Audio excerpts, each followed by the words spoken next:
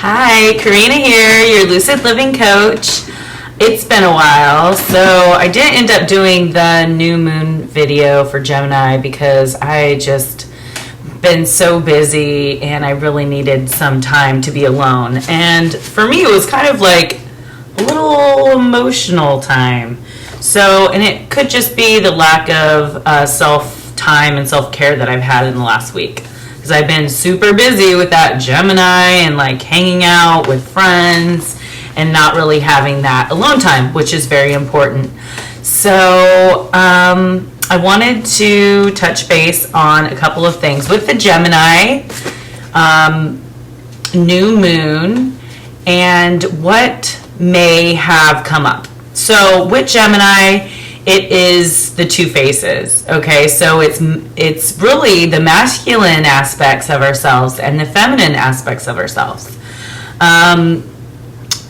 Also, it has a lot to do with like healing between the mother, our relationship with our mother, or our relationship with our father, and maybe seeing where those relationships have impacted our own relationships in our life and how we could better heal those aspects of ourselves so we could be better lovers and partners, and also relationships with our friends. If you've ever noticed, maybe if you haven't had a very good relationship with, let's say your mother, and let's say your mother, she doesn't respect your boundaries. So you'll tend to attract people into your life that don't respect your boundaries as well. So that's one example. See, this is also bringing up speaking your truth and being a student and a teacher. We are all students and we are all teachers of something. So really just thinking about what you have learned through the relationships of the people around you, and also what you can teach the people that are around you. So Mercury is ruled by Mercury. Blah. Gemini is ruled by Mercury, which is our communication planet. And it's also a mutable energy, which represents the endings. So we're closing on a seasonal chapter, and just think about maybe the things that maybe relationships or bad habits or a way of thinking or any of that stuff has been just think about like taking it and just releasing it. So maybe old habits that are coming back around, or old ways of thinking that are coming back around, that are just the old and they need to be let go. It's usually a closing of there are many chapters in life, but a closing of a 5-6 year chapter, and then a closing of a seasonal chapter. You have the 4 seasons, but then you have the 3 months, so it's maybe the end of the month on that seasonal shift. What else? It's also releasing karmic ties. So in that, there might be some reoccurring things that I was talking to you about, and it's karmically something that we just needed to go through and we needed to learn. So with that cup full, go ahead and just empty it out. And then emptying that cup out of like all the old crap, the old emotions, the old everything, you're allowing yourself to have like a fresh new cup, to like start over, start fresh, forgive yourself, forgive whoever else that you need to forgive, and move forward. What else? So new moons are, like I always mention, they're the seed, where you're planting the seed. So you're setting your intentions. Now is a huge time of manifestation. I spent a lot of time just being by myself in silence yesterday. Didn't listen to any music, nothing, no movies, no anything, and just sat with myself all day. And just kind of just let myself feel and kind of go through that. And that's really important to do sometimes, because in meditation and in stillness, things become so much more clear. And as well, all these aspects that are going on, like this weekend, you know, it's just so like confusing. Like things just don't seem clear. And as long as I sat with myself yesterday, there was a couple things that were somewhat clear, but I still was feeling a little unclear and sitting in a kind of confusion.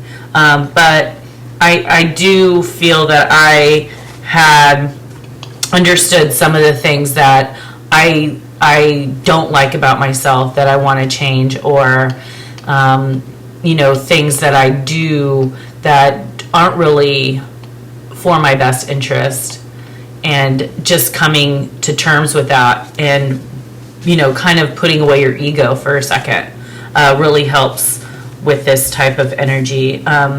Also, yesterday there was a partial solar eclipse that was not expected, and so that could have had something to do with all those emotions I was feeling yesterday.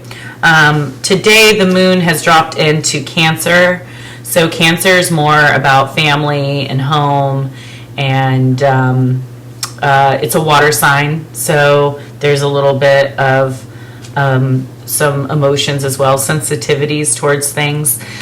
Tomorrow is going to be pretty intense there's a Saturn opposite. What is Saturn? It's going to be opposite. I think Saturn. Not sure.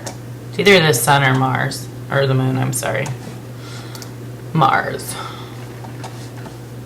But, yeah, so just watch out for tomorrow and just try to just stay chill and do the best you can.